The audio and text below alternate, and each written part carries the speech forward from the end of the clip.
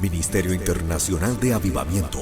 Nosotros, los hijos de Dios, tenemos que tener una actitud diferente en este tiempo, porque nosotros, en nuestra casa está Jesús, y si en mi casa está Jesús, la voz que yo tengo que oír es la voz de Jesús, que me da paz, que me da confianza y que me da seguridad. La gloria de Dios se va a manifestar en tu vida. El mundo tendrá que darle la gloria a Dios. El mundo se maravillará por lo que viene, porque los hijos se van a manifestar. Hechos, capítulo número 4, versículo 27 al 31, dice la palabra del Señor así: porque verdaderamente se unieron en esta ciudad contra tu santo Hijo Jesús, a quien ungiste, Herodes y Poncio Pilato, con los gentiles y el pueblo de Israel, para hacer cuanto tu mano y tu consejo había antes determinado que sucediera. Y ahora, Señor, mira sus amenazas y concede a tus siervos que con todo denuedo hablen tu palabra, mientras extiendes tu mano para que se hagan sanidades y señales y prodigios mediante el nombre de tu santo Hijo Jesús. Cuando hubieron orado, el lugar en que estaban congregados tembló, y todos fueron llenos del Espíritu Santo y hablaban con denuedo la palabra de Dios. Amén y amén. Una vez más, podemos darle gracias a nuestro Dios por su palabra, que nos alimenta y nos bendice en este tiempo que definitivamente Dios diseñó para que nosotros tengamos un tiempo, como lo predicaba el día viernes, de una intimidad más intensa. En días pasados estaba meditando, porque cuando uno vive este tipo de circunstancias, la meditación, el pensamiento profundo, el tratar de entender, en el caso de nosotros, desde el punto de vista profético y espiritual, lo que está sucediendo, pues vino a mi mente una palabra que me hablaba de la nueva normalidad. Y esto nacía del hecho de que diferentes especialistas de diferentes áreas, sociólogos, economistas, administradores, etcétera, todos coinciden en decir que el mundo nunca más va a volver a ser como era antes después de esto que está pasando. Un estancamiento que nosotros sabemos que es un selah de Dios, una pausa de Dios que ha venido sobre el mundo, que ha detenido todas las actividades en el ámbito financiero, en el ámbito social, en el ámbito recreacional, en el ámbito político, en el ámbito religioso, en el ámbito espiritual. En todas las áreas ha habido un selah, una pausa que ha detenido al mundo. Nosotros sabemos, y lo predicaba, vuelvo y repito, el día viernes, que todo esto es un diseño de Dios para que haya una reorientación del pueblo para poder ser partícipes de la nueva normalidad que viene de parte de Dios al mundo. Entonces todo esto me hacía pensar y concluir justamente eso, que efectivamente cuando esto termine nada va a volver a ser igual, no va a haber una normalidad después de que todo esto termine. Nosotros vamos a entrar en lo que yo he llamado la nueva normalidad de Dios. Y ese es el título de mi mensaje en esta mañana, la nueva normalidad. Y para esto me basé en el libro de los Hechos, capítulo número 4, versículo 27 al 31, que acabamos de leer hace un momento, porque me parece un libro muy diciente, y usted lo va a estudiar conmigo, acerca de lo que nosotros vivimos en nuestra actualidad y cómo esto definitivamente hace que nos seamos introducidos a una nueva realidad de parte de nuestro Dios, para la gloria de su nombre. Usted encuentra en el libro de los Hechos, capítulo 4, está el apóstol Pedro hablando con Juan. Han sido perseguidos por los milagros que están aconteciendo en sus ministerios y son llevados al Sanedrín, donde comienzan a ser interrogados y donde prácticamente los amenazan acerca de seguir predicando la palabra del Señor. Ellos los sacan después de amenazarlos, etcétera, etcétera. Ellos van a donde los discípulos y les cuentan las nuevas de lo que estaba sucediendo, de cómo ellos estaban predicando, de que Dios estaba haciendo milagros a través de ellos, de que los atrapan, los amenazan para que no sigan predicando, y de común acuerdo los discípulos se ponen a orar por estas cosas que han venido sobre sus vidas. Esto nos deja una primera enseñanza que yo quiero resaltar, aunque ya la he dicho en algunas otras ocasiones, y es el hecho de que en este tiempo nosotros tenemos que estar en una profunda intimidad con Dios. Debemos orar delante de la presencia del Señor por todo lo que acontece. Nosotros podemos tener teorías especulativas de lo que ha sucedido, ¿no? Nosotros, pues, al ser alimentados por los medios y todas estas cosas, pues, algunos dicen que esto fue una conspiración, que uno dicen que lo crearon, este virus, otros dicen que no, que es por causa de alimentos, y entonces se habla de una cosa, se habla de otra cosa, y esto para mí, en el ambiente cristiano por lo menos, es una pérdida de tiempo. Nosotros no debemos de perder el tiempo pensando el por qué las cosas, que si fue así, que si fue allá, que el culpable es este, que el culpable es el otro. Eso no debe distraernos a nosotros como pueblo de Dios, porque nuestro enfoque debe ser el enfoque de los discípulos, unirnos en oración, en intimidad delante de la presencia del Señor, exponiendo estas circunstancias delante de Él, porque sabemos que Él es el único que tiene el control absoluto de todo lo que acontece en el mundo, y que por esta misma razón Él es el único que puede traer una transformación, un cambio a lo que hoy día está aconteciendo. Eso lo entienden perfectamente los discípulos, y en esta oración, que me parece una intercesión profética extraordinaria, los discípulos mezclan la realidad de lo que viven con la visión profética de lo que Dios está haciendo. O sea, esta oración, esta pequeña oración que encontramos aquí, es una oración extraordinaria y que, vuelvo y digo, nos conecta con lo que hoy estamos viviendo. Vamos a estudiarlo de manera más concisa. El capítulo número 4, versículo 27 dice: porque verdaderamente se unieron en esta ciudad contra tu santo Hijo Jesús, a quien ungiste Herodes y Poncio Pilato con los gentiles y el pueblo de Israel. Cuando nosotros vemos esta situación, nosotros encontramos varias coincidencias, si usted me permite decirlo de esta manera, aplicando, vuelvo y repito, el mensaje a la realidad de hoy. Dice la Escritura: porque verdaderamente se unieron en esta ciudad contra tu santo Hijo Jesús, a quien ungiste Herodes y Poncio Pilato. Una de las cosas que me parece interesante del texto, en la visión del mensaje que el Señor entregó a mi corazón, es que nosotros podemos ver que está mencionando aquí dos personajes. El primero de ellos es Herodes y Poncio Pilatos, ¿no?, que atentaron contra nuestro Señor Jesucristo y con todo el pueblo para que fuese crucificado tal como nosotros lo entendemos. O sea, hay tres tipos de individuos que conspiraron para que Cristo muriera en la cruz del Calvario. Los primeros, Herodes y Poncio Pilatos; los segundos, los gentiles; y los terceros, el mismo pueblo de Israel. Aquí yo encuentro tres cosas que es necesario que nosotros las analicemos para que podamos tener esta visión profética de lo que acontece, tal y como la tuvo aquí el apóstol Pedro con el apóstol Juan y los discípulos que estaban orando. Y es el hecho de que indudablemente esta circunstancia en un inicio afectó directamente lo que fue el desarrollo normal de la iglesia, de la predicación de la palabra del Señor. Y digo afectó porque estoy seguro que no solo nuestra congregación, sino muchas otras congregaciones tenían una visión de trabajo para este año 2020. Algunos probablemente campamentos, otros reuniones, actividades evangelísticas, actividades misioneras. ¿Qué tantas cosas nosotros habíamos planeado como iglesia realizar para poder de alguna manera hacer el trabajo que Dios nos encomendó, que fue la predicación de la palabra del Señor?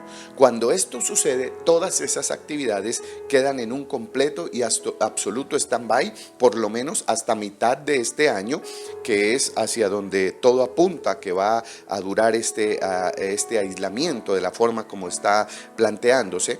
Y nosotros encontramos en este orden de ideas que esto directamente, vuelvo y repito, nos afectó a nosotros, porque no nos pudimos seguir reuniendo en nuestras congregaciones.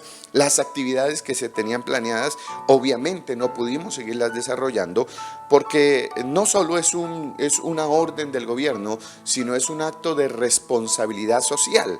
O sea, no podemos nosotros decirle a la gente: venga, arriésguese, porque eso sí sería ser irresponsable. Por eso nosotros hacemos el esfuerzo, transmitimos desde nuestra casa, nosotros mismos organizamos todo para no comprometer la integridad de ningún miembro de nuestra congregación y que pueda ser afectado por la situación que se está viviendo actualmente.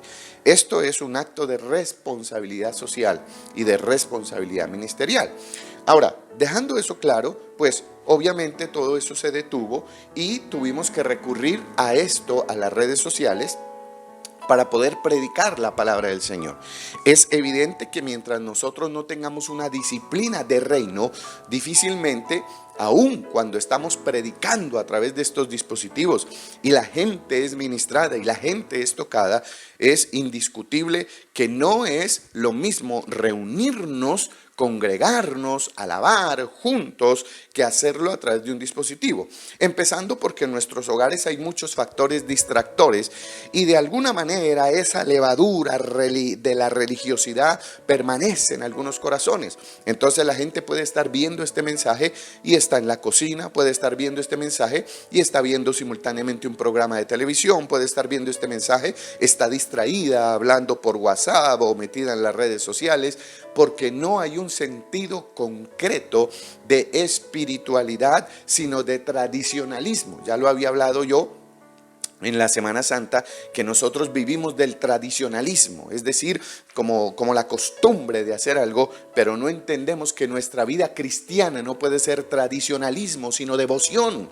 Nosotros tenemos que tener una vida cristiana de devoción, de reverencia delante del Señor, de manera que cuando este tiempo se asigna para que podamos nosotros escuchar la palabra del Señor, el orden correcto debiera ser que nos sentáramos frente al televisor, al dispositivo, a lo que fuera como familia y recibiéramos la palabra sin que hubiera ningún tipo de distractores.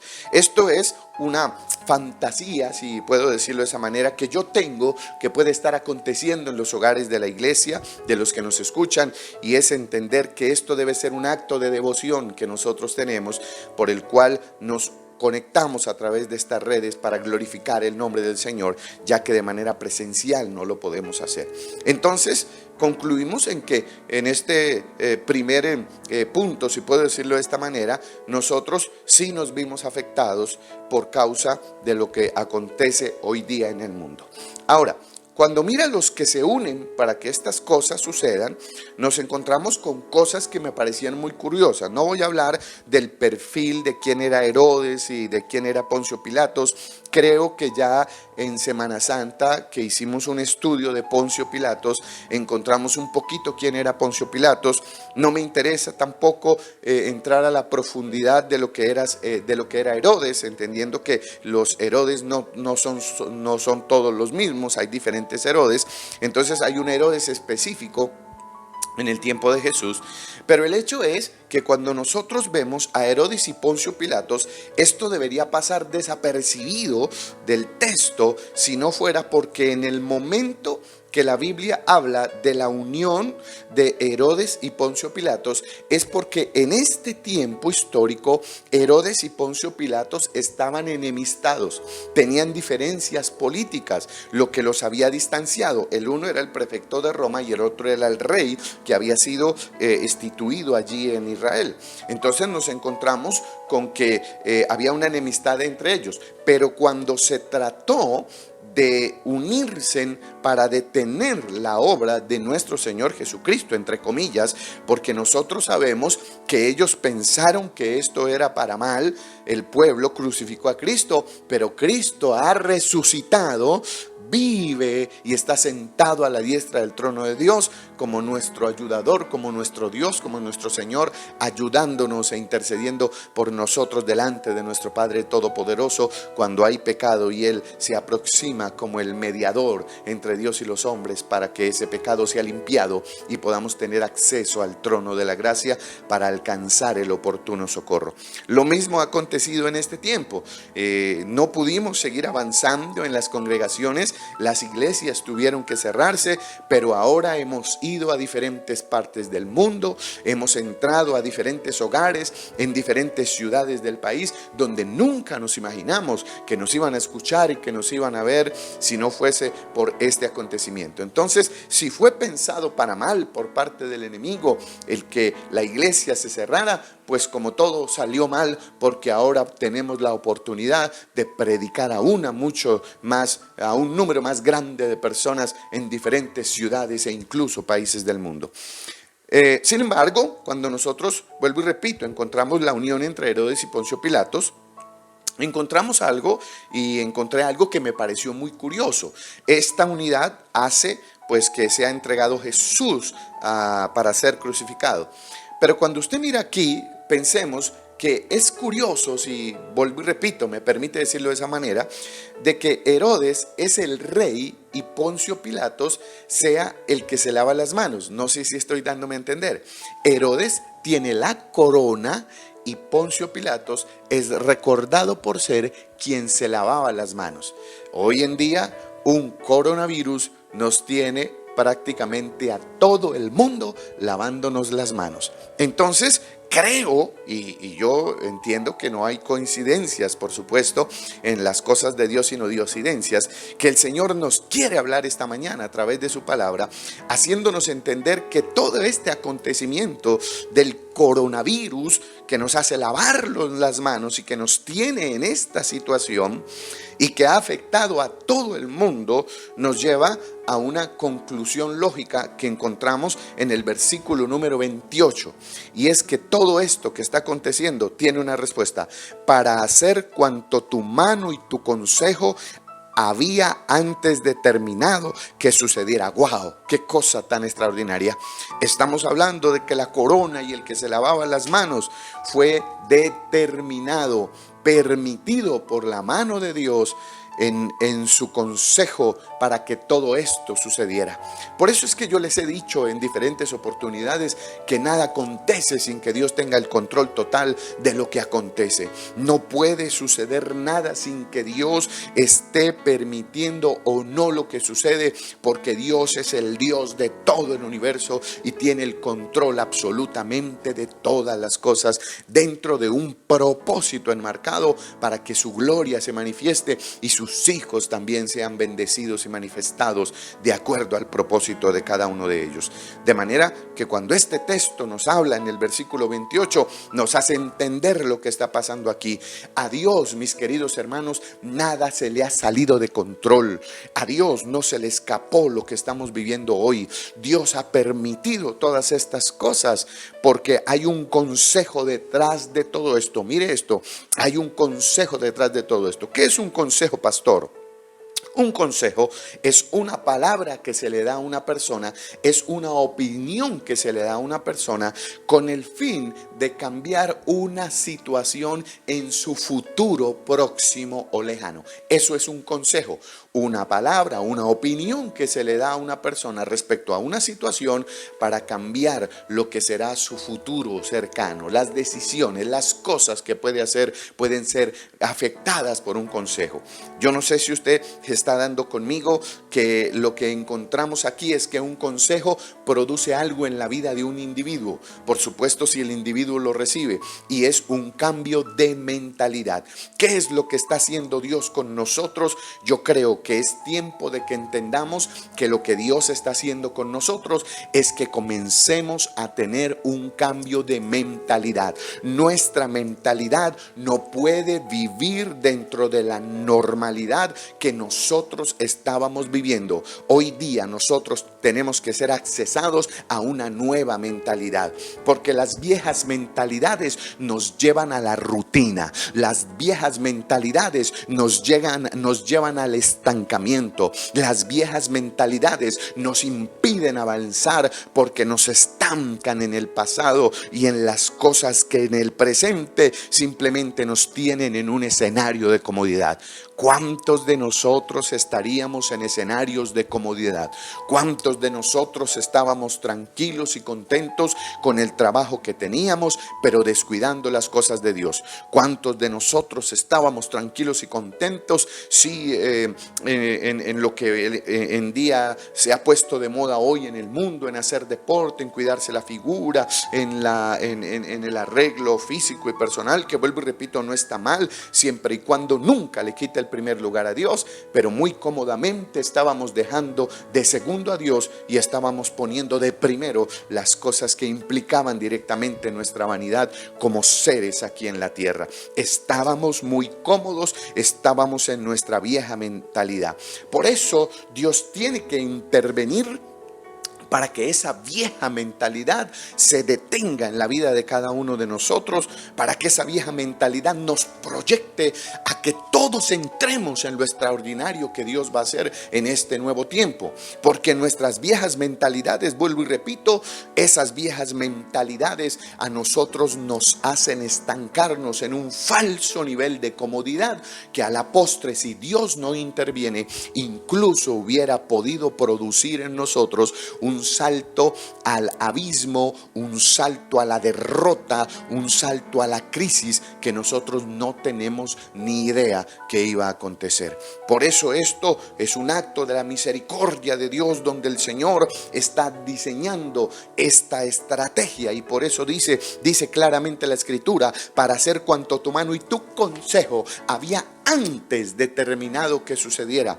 A nosotros puede usted pensarle que esto nos coge por sorpresa, pero Dios no, porque Dios había determinado desde antes que esto sucediera para que el pueblo viviera un proceso de reorientación y su falso sentido de comodidad fuera intervenido para que entremos ahora a la nueva mentalidad que implica a nuestro Dios primero antes que cualquier otra cosa. Dios, en este nuevo tiempo que se aproxima, en esta nueva normalidad que se aproxima, mi querido hermano, tiene que ser primero, porque de eso determinará lo que vendrá para usted en el futuro próximo cuando todo esto termine, porque lo que sí es seguro es que esto va a terminar en algún momento.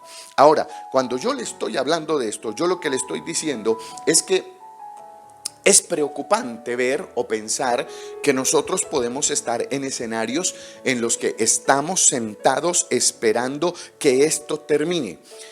Y eso es como que nosotros estamos algo así como estaban los israelitas cuando el Señor los sacó de Egipto. Estábamos anhelando los puerros, las cebollas de la vida de cautiverio. Pero cuando nosotros vemos a Dios en esto, nosotros tenemos que entender, y vuelvo y se lo repito, que no vamos a volver a la normalidad. Esa palabra tiene usted que borrarla, porque no vamos a volver a la normalidad. Esto no va a volver a ser como era antes, entiéndalo.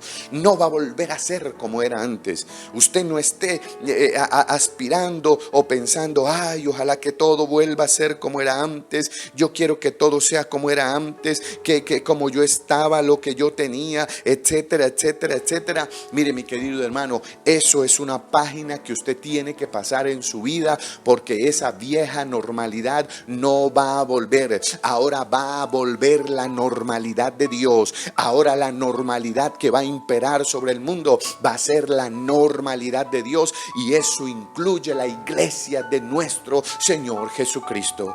Porque aquí estamos viendo que este coronavirus, que esta situación, que este Herodes y este Poncio Pilato se unieron junto con los gentiles, la gente que estaba, usted sabe todo lo que estaba pasando en el mundo, todo lo que los gentiles estaban haciendo, todas sus blasfemias contra nuestro Dios y todas las palabras que salían sin temor de cosas que no conocen y no entienden.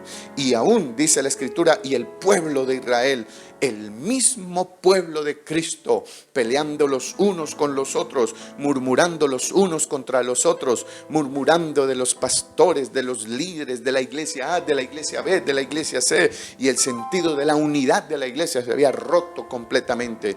Esto estaba haciendo que la iglesia se detuviera, y Dios tiene que intervenir para que haya una nueva mentalidad y para que entendamos que la vieja normalidad se queda ya y que ahora nosotros somos proyectados a la nueva normalidad de Dios para nuestra vida. Y para eso es necesario que cambiemos nuestra mentalidad. Yo no voy a desear más las cebollas y los puerros de Egipto. Yo no voy a anhelar más lo que yo tenía antes de que todo esto sucediera. Yo no voy a anhelar más esa falsa seguridad que yo tenía antes. De aquí en adelante yo me conecto con la nueva normalidad de Dios, porque sé que lo que viene para mí no son puerros y cebollas, sino que lo que viene para mí es una tierra prometida llena de leche y miel para la gloria de su santo nombre. Aleluya. Alguien que lo diga conmigo, alguien que toque al que está a su lado y le diga: lo que viene para ti es una tierra prometida. Lo que viene para ti es una tierra de leche y miel. Aleluya.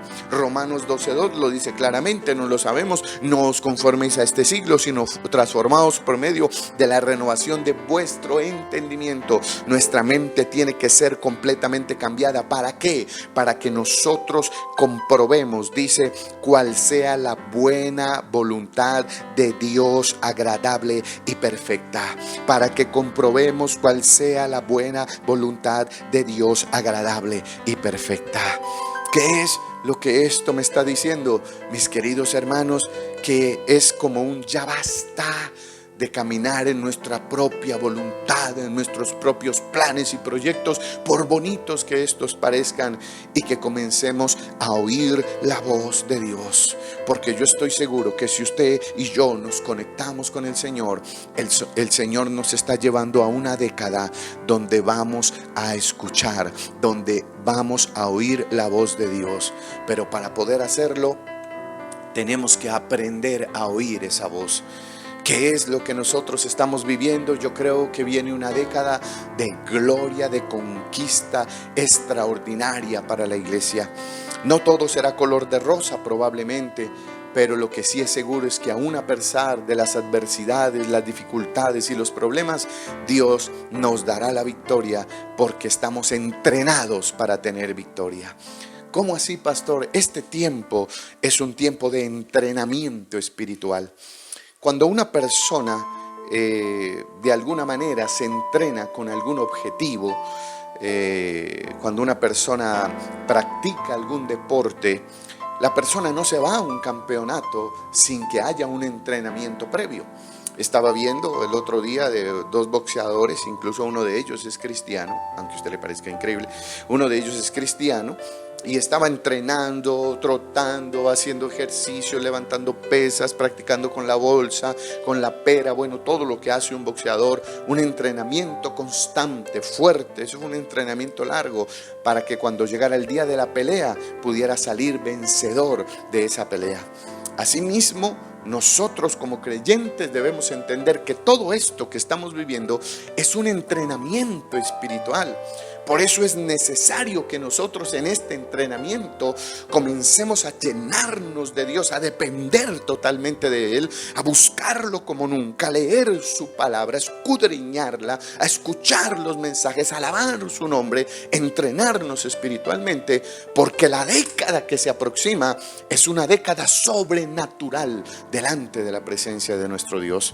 Cuando yo le estoy hablando de esto, yo estoy entendiendo que en este tiempo Dios nos está enseñando a escuchar su voz, y por eso estamos todos en este aislamiento en el cual nos encontramos hoy en día. Dios está eliminando de nosotros todas las voces que en algún momento hayamos podido escuchar. Está eliminando de nosotros el escuchar voces que hoy en día podemos estar escuchando, porque Dios nos está entrenando a escuchar su voz.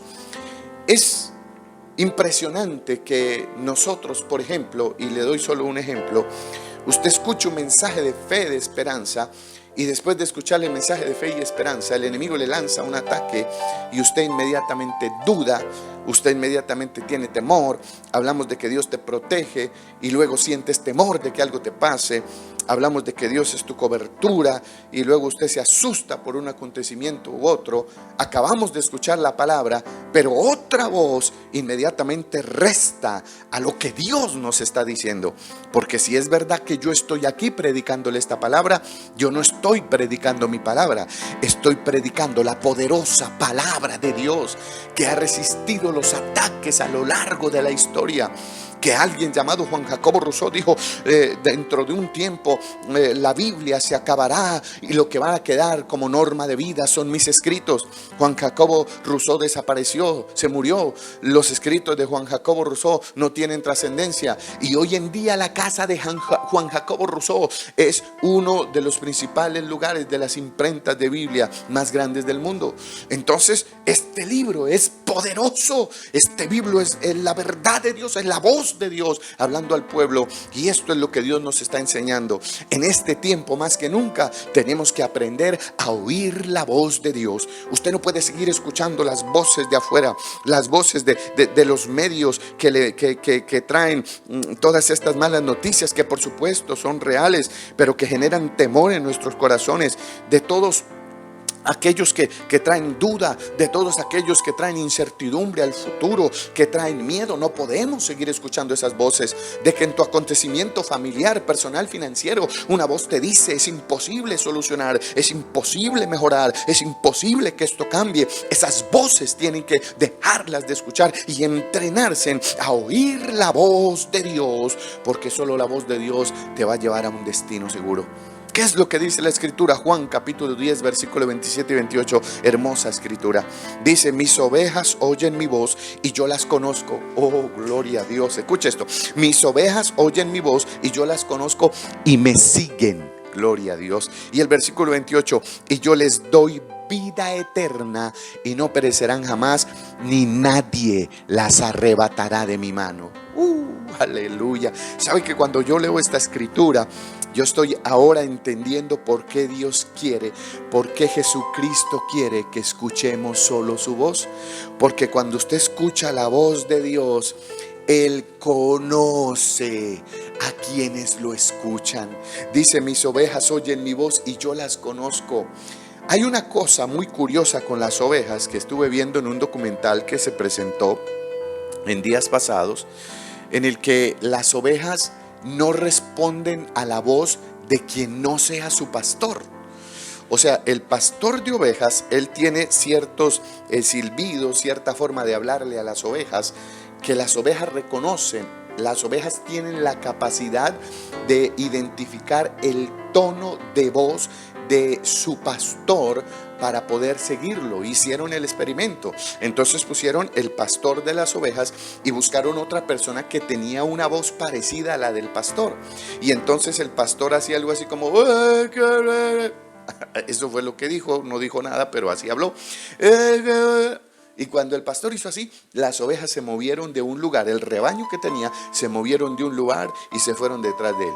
Acto seguido, el otro pastor se disfrazó como el pastor que les había hablado, así parecido a como él se había vestido, y se hizo en el otro lado. Y dijo exactamente lo mismo que dijo el pastor. Pero las ovejas no respondieron al otro pastor. Ojo, las ovejas, los animalitos, no respondieron al pastor que estaba vestido como el de ellos y que hablaba parecido al de ellos. ¡Oh, qué extraordinaria enseñanza nos da la naturaleza respecto a lo que nosotros debemos ser con nuestro Dios! Nosotros debemos ser como estas ovejitas, mis amados hermanos. Debemos ser como estas ovejas que solo escuchemos la voz de Dios. Nosotros no podemos el día de hoy, por ejemplo, escuchar esta palabra que nos dice que tras transformemos nuestro entendimiento, que cambiemos nuestra mentalidad, que no pensemos más en el pasado porque son puerros y cebollas. Y terminando esto, pensar qué voy a hacer, cómo voy a hacer para hacer lo que antes A, B, C, D. No podemos. O que escuchemos una palabra de confianza de que Dios te guarda, te bendice, te sana, te cuida, y al momento, oiga, ¿qué tal que me dé, que me pase, que me haga, que aquí, que allá? O sea, si eso acontece, entonces estamos haciendo todo lo contrario a lo que la Escritura dice que hacen las ovejas del pastor llamado Jesucristo. Estamos haciendo todo lo contrario. Estas ovejas del documental, estas ovejas sencillamente se iban tras la voz de su pastor. Cuando escuchaban la otra voz, apenas volteaban a mirar, pero seguían conectadas a su pastor. ¿Qué estás haciendo tú? ¿Estás yéndote tras cualquier voz? Tras las voces que hoy en día pululan por todas partes y que solo traen inquietudes y temores. Tras esas voces estás yéndote. Entonces te tengo una noticia no tan buena, y es que no conoces verdaderamente el poder de la voz de tu pastor. Pero si conoces la voz de tu pastor, tú simplemente los sigues porque sabes que Él te conoce. Y esa palabra, y yo las conozco, está diciendo: yo sé cómo están, yo sé lo que tienen, yo sé lo que les pasa, yo sé cómo actúan, yo sé lo que necesitan, ojalá vaya, pero también sé el destino a donde yo las voy a llevar. Aleluya. Alguien que alabe a Dios esta mañana. ¿Será que tú eres la ovejita del redil de Jesús? Entonces escucha solo su voz, porque en este tiempo Él te está entrenando para que aprendas a escuchar solamente su voz, porque este es tiempo de escucharlo solamente a Él y nada más, y seguirlo solamente a Él, porque Él te conoce. Tú piensas en realidad que si alguien te conoce no sabes lo que te pasa. Por eso cuando usted vive con una persona, usted está con la persona y usted la ve decaída y le dice: ¿qué te pasa? Y la persona: no, nada, te conozco, algo te pasa. Usted ve que la persona está como indispuesta: ¿qué te pasa? No, nada, te conozco, estás enfermo, te conozco. Cuando usted conoce a alguien, sabe cómo actúa, cómo habla, lo que tiene, lo que no tiene. Oh, cuanto más Jesús, si somos sus ovejas, Él sabe de qué cosas tienes necesidad, dice la Escritura. Pero también dice la Escritura: yo soy el buen pastor que su vida da por las ovejas. Y no lo hizo Cristo en la cruz del Calvario. No dio su vida por nosotros para enseñarlos que Él es el mejor pastor que nosotros podemos tener, que hay un redil donde Él nos guarda de los ataques del lobo, del oso, de los ataques del león, de los ataques de cualquier cosa que quiera venir contra nosotros. Este es nuestro Dios todopoderoso, de manera que si se unió Herodes y Poncio para que todo se detuviera, esto ha sido porque Dios lo permitió, para que nosotros nos metiéramos en su presencia y aprendamos a escuchar solo su voz, porque en esta década sobrenatural, solo los que aprendan a escuchar la voz de Dios serán llevados a donde Él quiere que vayamos. Por eso usted encuentra, dice: yo las conozco y me siguen. Hay un lugar donde Él quiere que vayamos. Por eso todo este tiempo de entrenamiento espiritual, hay un lugar donde Él quiere llevarlo a usted, amigo, donde Él quiere llevarlo a usted, hermano, hermana, joven, adulto, anciano, no importa la edad que tengas. Hay un lugar donde Dios quiere llevar a todos aquellos que oyen solamente su voz y los siguen cerrando sus oídos a las demás voces que quieren venir contra ellos. Por eso vienen maravillas. Yo les aconsejo: Selah, cállate y escucha. Aprende a orar con la sensibilidad de oír la voz de Dios. ¿Y cómo se oye la voz de Dios, pastor? La voz de Dios se oye de diferentes formas a través de estas predicaciones que queden en sus corazones, no predicaciones que hablamos hoy y ya en la tarde usted ni se acuerda de qué fue lo que se predicó, sino predicaciones que queden en su corazón, porque usted tiene una vida de devoción, usted anota si es el caso, usted guarda el mensaje en su mente, porque sabe que es la voz de Dios que te quiere dirigir a un destino de gloria y de bendición. Como oigo la voz de Dios, pastor, ¿cuántas veces lees la Biblia al día? ¿Cuántas veces la leías antes de? De pronto usted dirá, no, es que ahora tengo más tiempo, no tengo que trabajar. Ahí está el detalle, mi chato, decía Cantinflas. Ahí está el problema. Y el asunto es que usted solamente oía la voz de Dios cuando usted no tenía nada más que hacer. Es decir, su prioridad no era oír la voz de Dios, y probablemente por esta razón cometiste muchos errores en diferentes niveles de tu vida, financieros, sociales, familiares, yo qué voy a saber, ministeriales, en muchos escenarios, porque la Escritura dice que lo sabio es preguntarle al Señor. Él dice, pregúntamelo por venir y di, si Dios quiere haré esto, lo otro. No confíes en tu propia prudencia ni en tu propia fuerza.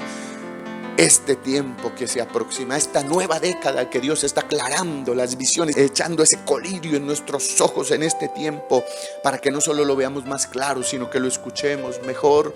Él está queriéndonos enseñar que su palabra es el consejo mayor que determinará futuro de gloria para muchos de los que me están escuchando en su futuro inmediato. Por eso es que ha acontecido lo que ha acontecido en el mundo, mis queridos amigos y hermanos. Es que teníamos agendas, lo dije al principio, teníamos planes, teníamos proyectos, queríamos hacer cosas, pero de un momento a otro nuestras agendas fueron echadas al fuego.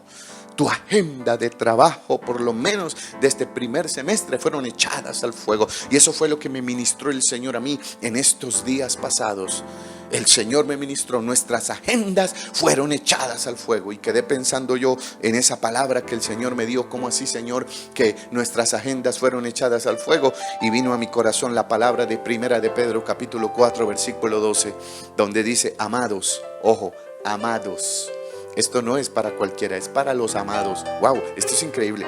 Amados, no os sorprendáis del fuego de la prueba que os ha sobrevenido, como si alguna cosa extraña os aconteciese, sino gozaos por cuanto sois participantes de los padecimientos de Cristo, para que también en la revelación de su gloria, aleluya, os gocéis con gran alegría. Qué maravilloso esto. ¿Entendió esta palabra? Amados, somos amados, eres amado del Señor. Amado, no os sorprendáis del fuego de la prueba que nos ha sobrevenido. Por eso yo les decía hace un momento, para nosotros es una sorpresa todo esto, pero no se sorprenda, porque este fuego vino para quemar nuestras agendas. Y Dios me lo habló crítico. Dios me dijo, este fuego ha venido para quemar las agendas, porque ahora las agendas que vamos a escribir, las vamos a escribir de rodillas delante de la presencia de Dios. Oh, aleluya.